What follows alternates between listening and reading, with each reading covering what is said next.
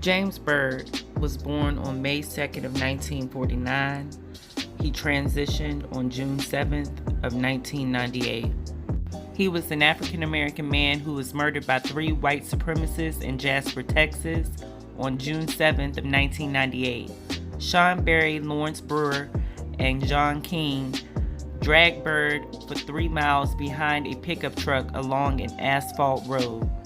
Byrd, who remained conscious for much of his ordeal, was killed about halfway through the dragging when his body hit the edge of a culvert, severing his right arm and head.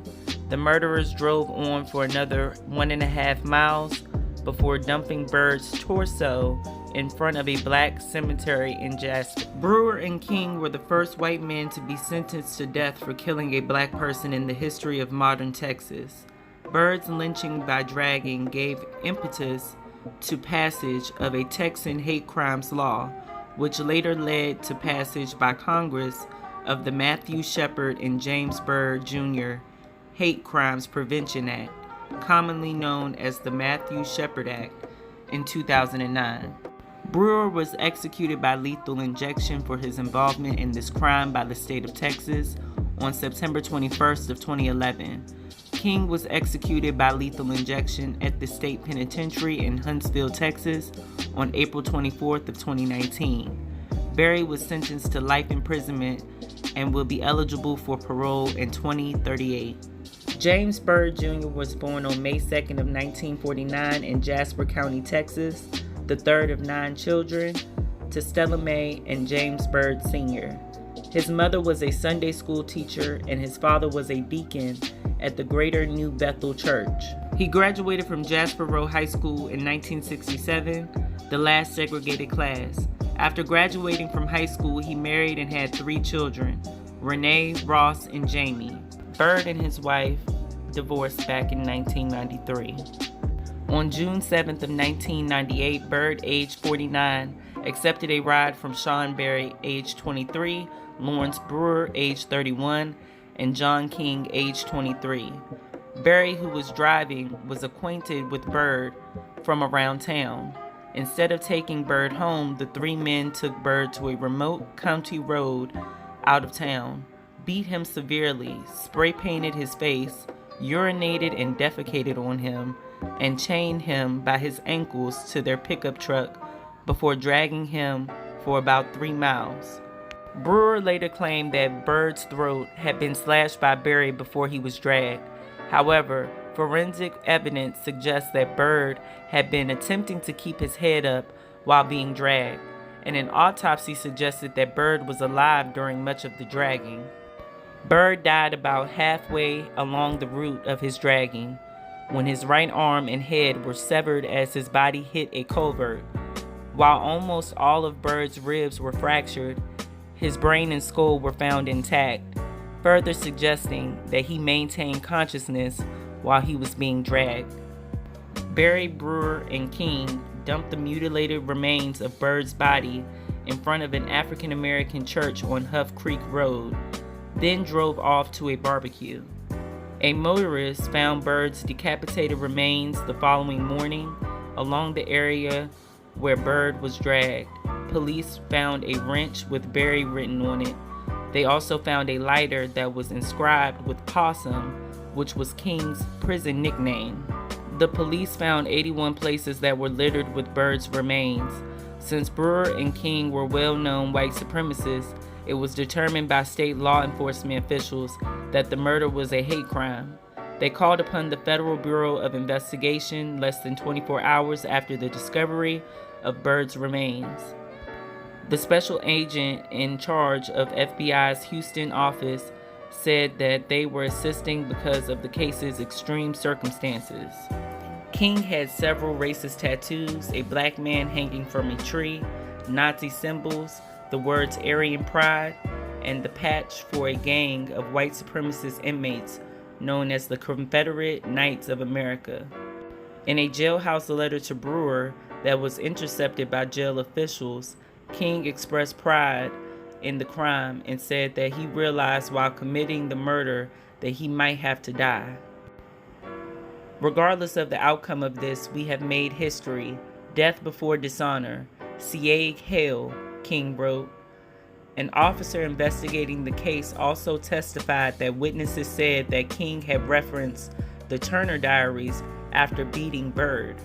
Berry, Brewer, and King were tried and convicted for Byrd's murder. Brewer and King received the death penalty, while Berry was sentenced to life in prison. Brewer was executed by lethal injection on September 21st of 2011, and King was executed on April 24th of 2019. Sean Berry. Sean Allen Berry was born on February 12th of 1975, claimed that Brewer and King were almost entirely responsible for the crime. Brewer, however, testified that Berry had cut Byrd's throat before he was tied to the truck. The jury decided that little evidence supported this claim. As a result, Berry was spared the death penalty and was sentenced to life in prison. As of 2020, Berry was living in protective custody at the Texas Department of Criminal Justice's Ramsey Unit and will be first eligible for parole when he is 63 years old in June of 2038. He spends 23 hours per day in an 8x6 foot cell with 1 hour for exercise. Berry married Christy Marcantel by proxy. Marcantel was Berry's girlfriend at the time of the murder. They have 1 child together. Lawrence Brewer. Lawrence Russell Brewer was born on March 13th of 1967 and died on September 21st of 2011. He was a white supremacist who, prior to Byrd's murder, had served a prison sentence for drug possession and burglary. He was paroled in 1991 after violating his parole conditions in 1994. Brewer was returned to prison. According to his court testimony, he joined a white supremacist prison gang with King in order to safeguard himself from other inmates. Brewer and King became friends in the Beto Unit prison. A psychiatrist testified that Brewer did not appear remorseful for his crimes. Brewer was ultimately convicted and sentenced to death. Brewer was on the death row at Pulaski Unit, but he was executed in the Huntsville Unit on September 21st of 2011. The day before his execution, Brewer expressed no remorse for his crime, as he told KHO 11 News in Houston, "As far as any regrets, no, I have no regrets. No, I'd do it all over again, to tell you the truth." Before his execution, Brewer ordered a last meal that prompted the end of last meal requests in Texas.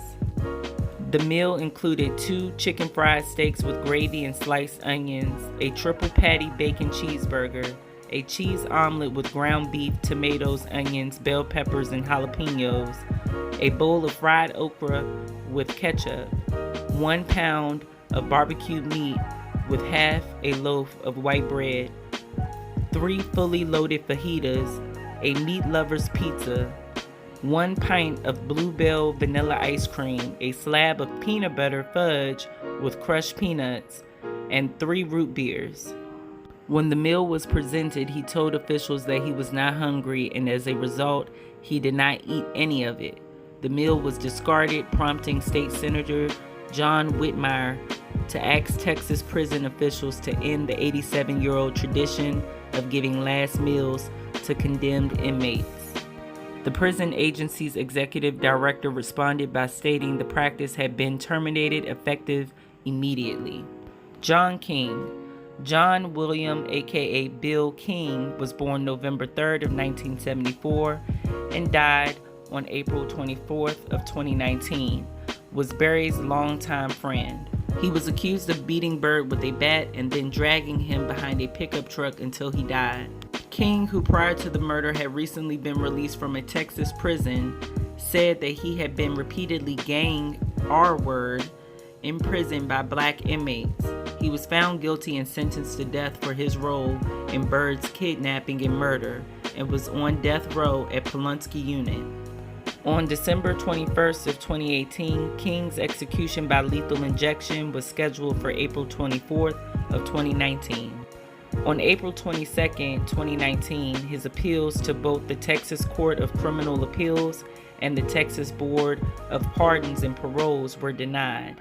He was executed at the Huntsville unit on April 24th of 2019.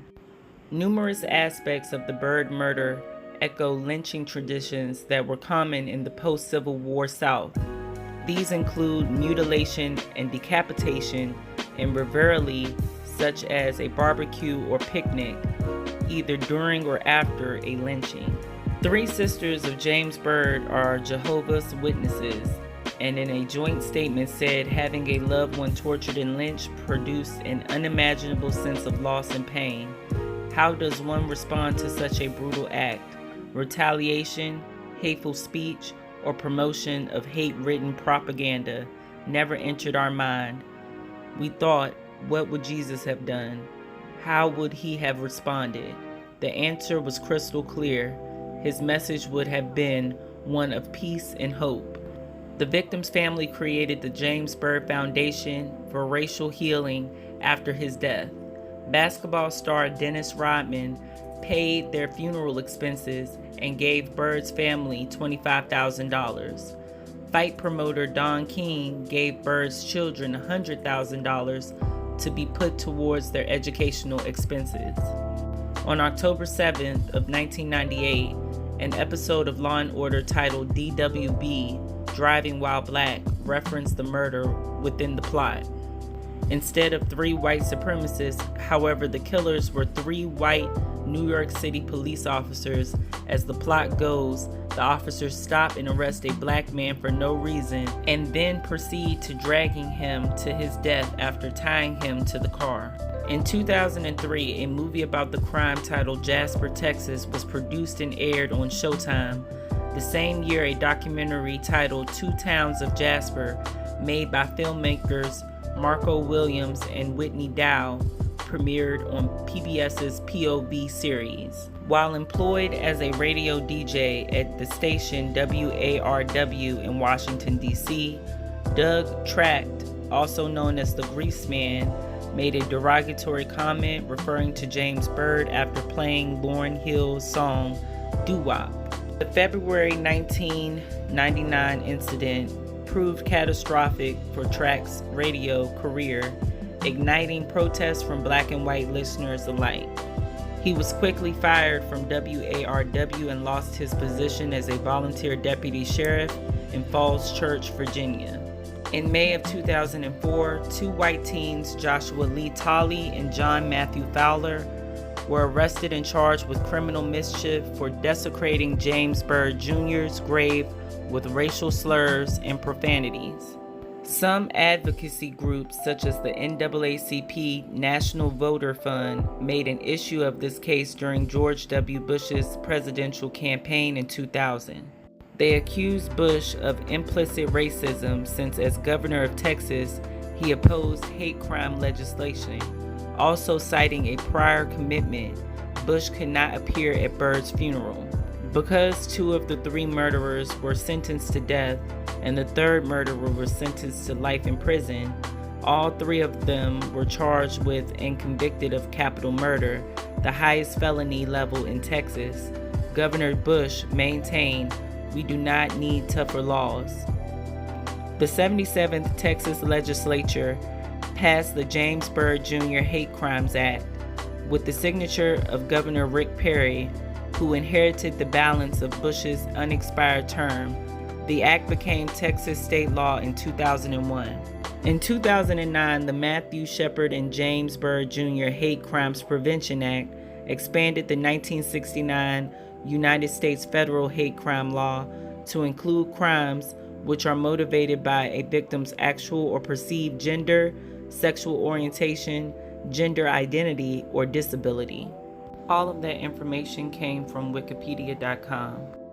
I have an article here from KTRE.com. Jasper peaceful protests honored memory of George Floyd, James Byrd Jr.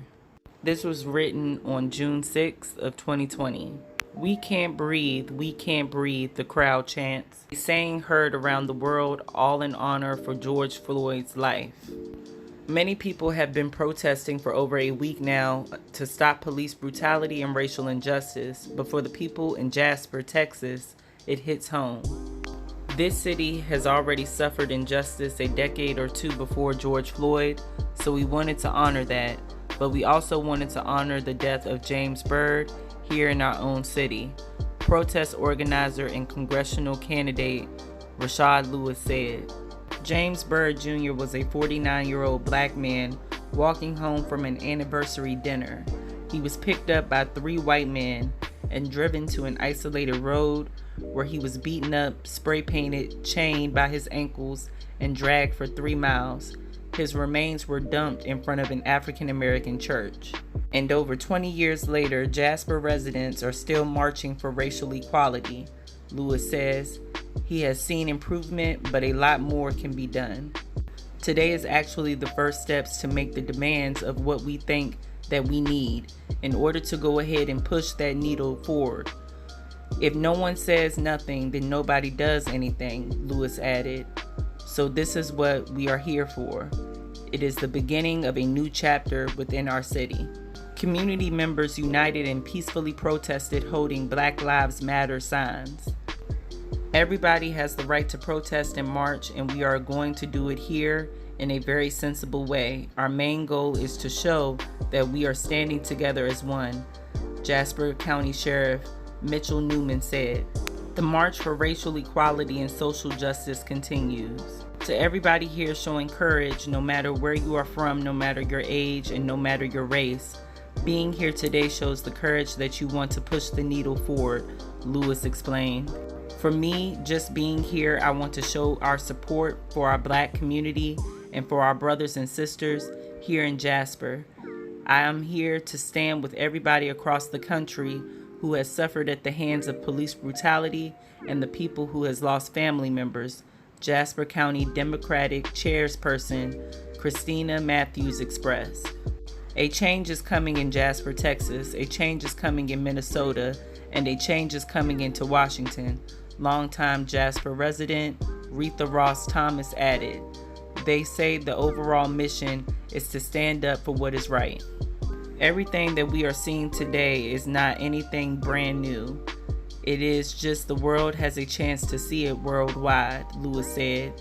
Today we are standing to let people know that we are here and we are going to fight for injustice all over the world, especially back here in our own backyard. The peaceful demonstration lasted for over an hour. On Sunday, June 7th, will mark 22 years since James Byrd Jr. was attacked by 3 white men in Jasper. You know, this case really does break my heart to report on, but I want to educate my people and understand where we came from. Also, what worries me about this case is how long it took for them to pass a hate crime bill in this man's honor. I do this for education purposes as well, just looking at the climate that we're in now.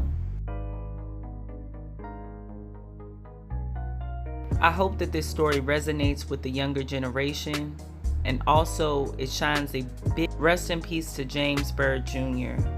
Please send love, light, and condolences out to his family on his anniversary. We will remember him, and we will never forget what took place. Let me know what you guys think down below. I'll be back with more. Please like this video, comment your thoughts below, and subscribe to the channel. Make sure you turn on your notifications for more.